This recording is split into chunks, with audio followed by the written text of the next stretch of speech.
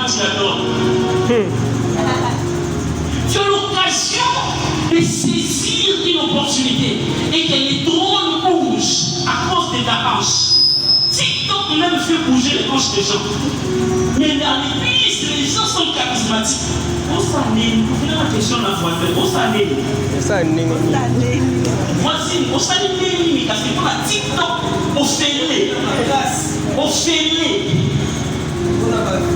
Quelqu'un peut danser pendant 30 minutes. Il y a au fêlé. Et puis TikTok non monétisé. Mais non, vous savez ce que Jésus voulait dire à la fin de la tête. Le frère de ça, c'est comme ça que lorsqu'on parle des saisons, on parle des temps. C'est pourquoi, lorsqu'on parle des temps de Dieu, on dit que c'est Kairos. En réalité, Kairos ne signifie pas temps. En réalité, Kairos signifie circonstance.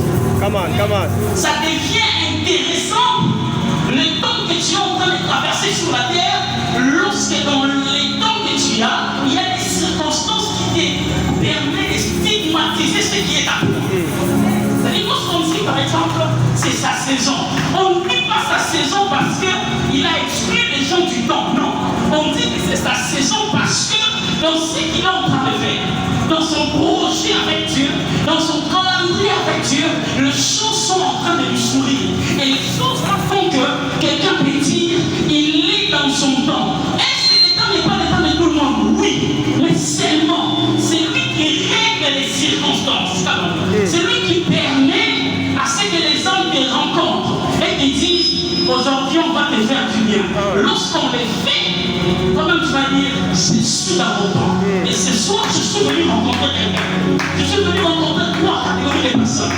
La première catégorie, ce sont les gens qui ont rencontré les opportunités, qui les ont aussi saisies. Mais ces opportunités-là n'ont pas introduit les circonstances divines dans leur vie.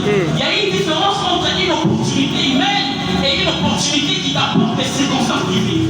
Lorsque dans les circonstances divines, tu te retrouves devant une opportunité, l'opportunité devient ton ami. Mais lorsque dans les circonstances humaines, tu te retrouves devant une opportunité, l'opportunité te demande des choses, te demande de la compétence, te demande des histoires. Or, ce soir, nous sommes venus rencontrer une personne dans sa saison. Et comment le faire? Parce que l'heure vient et elle est déjà venue. Jésus est en Seigneur. Et pendant que nous sommes en train de le célébrer, il y a quelqu'un qui est destiné à recevoir quelque chose. Et quelqu'un qui est destiné à recevoir une chose qui va nous permettre d'aller à la dimension du drapeau de la RDC. D'aller à la dimension, je peux te demander à quelqu'un. Peut-être que tu es ici, tu n'as pas rencontré les opportunités. Peut-être que tu es ici, les gens ne t'admirent pas. Ils ne t'admirent pas vraiment ce que tu fais. Mais les circonstances divines ont fait que les frères Babi sont en train de réfléchir. Et disent non, je vais appeler maman Anto. Je vais appeler la savon de l'histoire de l'homme. Maman Joël. Je vais appeler maman Joël. Je vais appeler l'ange de Dieu à travers la musique. Je vais appeler la savon de Dieu. On va se mettre tous ensemble. Imaginons une minute. Toutes ces sanctions réunies pour que toi tu sois en train de dire à Dieu qui il est afin que les circonstances, mes frères et sœurs, et la femme samaritaine était devant Jésus.